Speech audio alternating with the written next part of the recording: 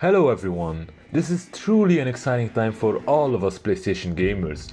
With the stunning new games being created for PlayStation 5, we will be taking advantage of the console's unique capabilities to deliver lightning fast loading, heightened immersion, and a whole new generation of experiences. And we're excited that the time to experience these brave new adventures is almost here. PlayStation 5 launches on the 12th of November for some countries like the US and Australia, and it will be launching for the rest of the world starting the 19th of November. And the PlayStation 5 will be a starting price of $399 for the PlayStation 5 Digital Edition and $499 for the PlayStation 5 with the Ultra HD Blu-ray disc drive, also known as the FAT version. This year, PlayStation provides a choice to gamers with two PlayStation 5 console options at launch, depending on if you want a digital-only experience or prefer a disc-based gaming. Whichever PlayStation 5 you choose, you'll enjoy the same breathtaking next-gen gaming experiences.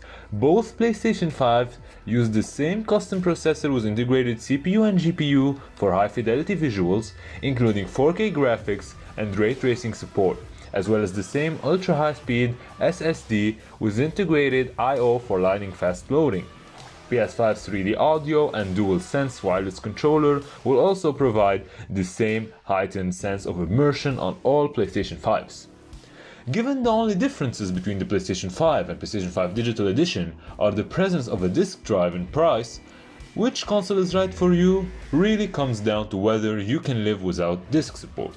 And this is what PlayStation tells you on their website. And if you're watching this video today, it's because you want to know the truth. You want to know all the factors that involves buying a PlayStation that is digital or the one that has a disc drive. And in this video, I'm gonna make clear every single thing you need to know and every factor that will affect your purchase now and later on in a few months or even in a few years, because when you will buy your PlayStation now, you're going to use it for quite a few years until the next one will be released. So to start off, we're gonna compare the advantages and inconvenience of buying each of the PlayStation 5s. To start, the PlayStation 5 that has a disc drive is more expensive on purchase. You will have to pay $100 more or €100 more or even £100 more depending on your region and on how much the PlayStation 5 will be priced. This is the first factor that is very obvious and that everybody will look at first when buying the PlayStation. They will be like, hey, I can save like $100 or €100 on my purchase, so I might just go ahead and buy the digital version. This follows up the second point, which is fatter and heavier. The PlayStation 5 with disc drive is larger than the regular PlayStation. If some people like the slim and silk design, they're going to go for the digital, and it's heavier to carry. It's like 600 grams more than the regular PlayStation. But the thing is right here that it's not only the weight that matters, it's also that some people really don't mind having access to the digital world, which is the third point. And that since everything became like available online, like they can stream whatever they want on the PlayStation, they can download the games from the store, and if people like to do subscriptions like PlayStation Plus subscriptions and everything related to that, they will have access to exclusive games and everything. So being in the digital world, having less CDs and cases to carry around could be an option for some people. Some people might not want to buy a lot of games, they might want to play a few games only depending on their time.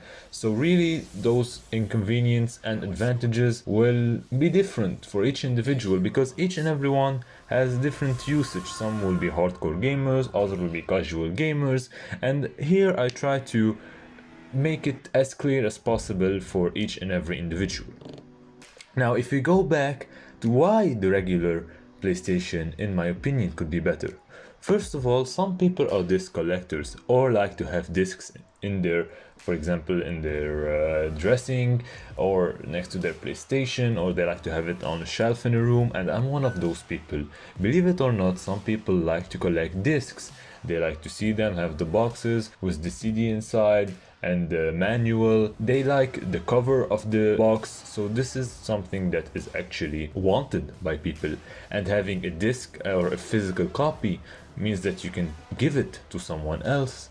You can trade it later on. It's very different from having a digital version of the game. The second thing is backward compatibility. Even though the backward compatibility, if you have a PlayStation subscription or something and you have the previous game in your library, you'll be able to re-download it on your PlayStation 5 because you will be able to use the backward compatibility function on your library. But if you don't want to do the online subscription and stuff, and you already have the games on your disc and you did not sell them to buy the PlayStation 5, you can just insert them inside the PlayStation 5 and then play the PlayStation 4 backward compatible games. Third point is the DVD and Blu-ray reader. Since the PlayStation supports up to 8K graphics and it has Blu-ray reader, some people like to watch movies on the PlayStation, and it could be something that should not be underrated, because the PlayStation is truly powerful for gaming, but it's not its only function. So people actually might use it as a DVD reader. And then the fourth thing, which is the point that I'm going to discuss and that some of you might really disagree, is how a $499 console cheaper than the $399 console. And the answer is in the small asterisk that says long term. On a long term, for an average PlayStation 4 customer or an average player that will buy, let us say, 2 games to 3 games per year, even though the games are going to be very expensive this time, on a longer term, buying the disc drive edition will be cheaper than buying the digital version. And I'm going to explain that using people's reviews, comments on the PlayStation website, and we're gonna go down on how some people disagree and some people agree.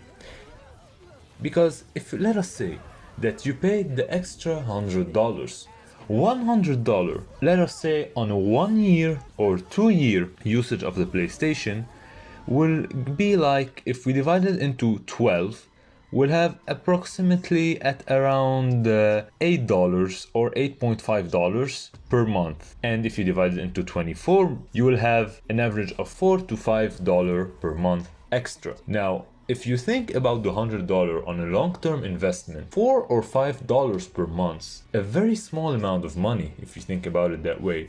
You could get the better version, and then you will realize after 1 or 2 years that you are actually able to save money. And let us go through the comments to really understand and develop this point. Let us start right off with the first comment that says that when you go ahead and buy games from Amazon, for example, they sell the physical copy and then they sell also the digital code sometimes. And then he said that No Man's Sky was for $30 while it was already $5 at GameStop. So this is for him why he could be saving money, because by buying the physical version of the game, because at GameStop and Walmart you might find discounts. Now this guy completes the other guy's theory by saying that, first of all, when you buy a game as a physical copy, you can resell it when you're done playing it. You can trade it and get another game. You can borrow it from others, and you can compare price between stores to find the lowest price, and you can either buy it digitally from PlayStation anyways. So this is why for him having a physical copy is quite a good idea, because you might be able to make money by selling the games and changing it if you don't want to play the same game for the entire year. Well, this guy is completely disagreeing with the other guy, saying that no, you are not saving money by buying a physical copy, because sometimes the digital games are more likely to get sales. And this guy could be right. For example, if you remember, FIFA 20 was selling 2 months ago for $4.19 instead of $60 on the PlayStation Store. And this is an offer that happened, and it could happen for any other games. So this is why the theory is not really working. This guy on the opposite comes back and says that on the PlayStation Store, The Last of Us Part 2 is selling for £60, while on Amazon it's already at £41. So by buying this game from Amazon, you will be saving £20, and do it for 4 to 5 games on 1 year, you'll be saving the £100, which is the difference between buying the digital and the disc version. For another game like Doom, it's actually more expensive on Amazon than it is on the PlayStation Store. This is why this guy is saying that I like to buy the games digital and take advantage of the offers and the subscriptions. And this guy is saying almost the same thing. For him, the games sell as codes in the stores are also likely to get sales. So this is when you compare all these points that you will be able to decide for yourself. Take it as an advice from me. I would personally buy the disc version, because when I buy a game and I finish off the game, I might be able to sell it and then buy another game instead, because the games are going to be pretty expensive this year. So I hope you enjoyed this video. If you did, make sure to leave a like and subscribe,